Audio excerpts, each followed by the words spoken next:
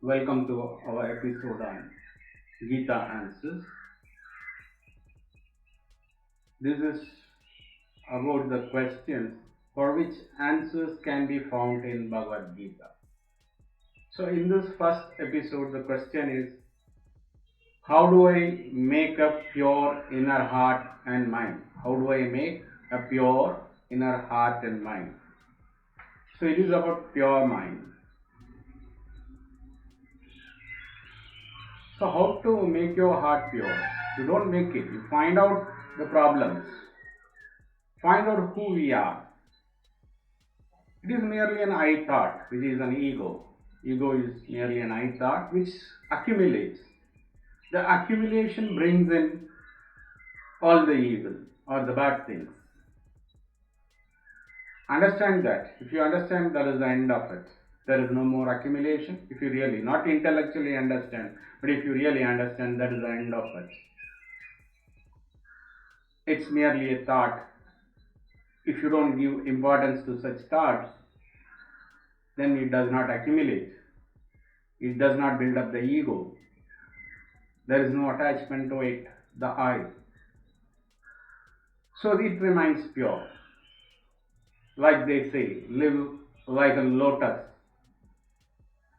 It is in the water, but in the leaves of the lotus plant. None of the water stays, it flows away. So live in the world without attachment. Do your work. Keep the thought in its place. So if you find that difficult, and if you are a believer in God, surrender everything to God. Whatever your actions, the fruits of your actions, surrender that completely to the God. Everything is created by God if you are a believer in God. Every action is done by God. All the benefit goes to God. So you are merely a humble person. Not the cultivated humbleness, but the real understanding that you are a minuscule in the play of the things of the nature or God, if you believe in God. Otherwise, it's a play of nature. You are a small part of the nature. So in that humbleness, purity of mind comes. Then let us see the two verses regarding this. First is chapter 5, verse 13.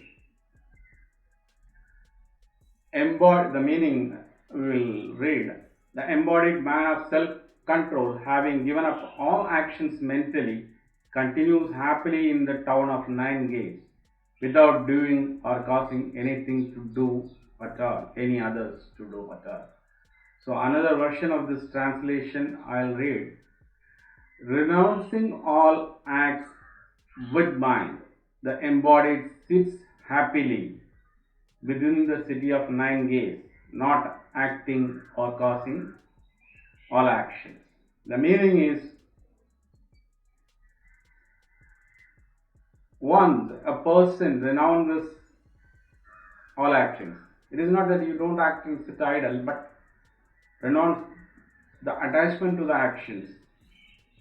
The person who lives inside the body of 9 gates means it has ports for hearing, eating and all, nine ports.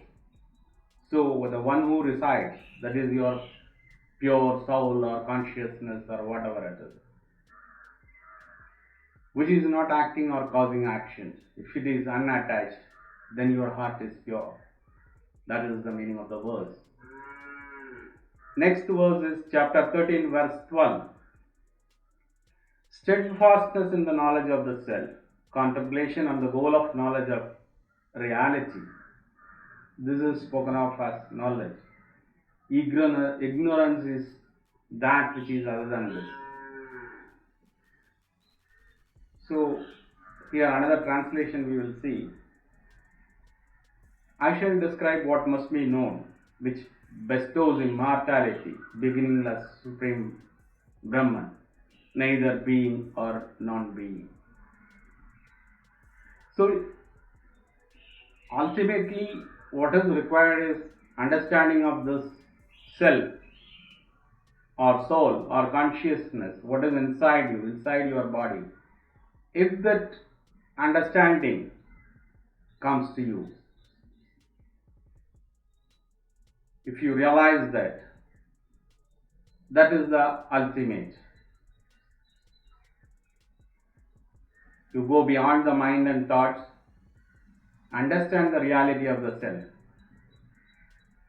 The physical body is there, but there is something beyond which drives the body. So if you realize you are that, then the actions of the body or the mind don't bind you. Then you are in a pure state. That is in realization. Realization of Brahma, self, consciousness, or soul, or whatever you call it. So with that realization, purity comes. So this is the second verse related to this. So how do you attain the pure mind? The ultimate is when you realize you are not the body or the mind or the thought. You are the consciousness beyond it. If you realize that, that is the end of it. It's the pure heart. There is purity. With this, we will end this episode. Stay with me for another episode. Subscribe to my channel. Share this video. Thank you.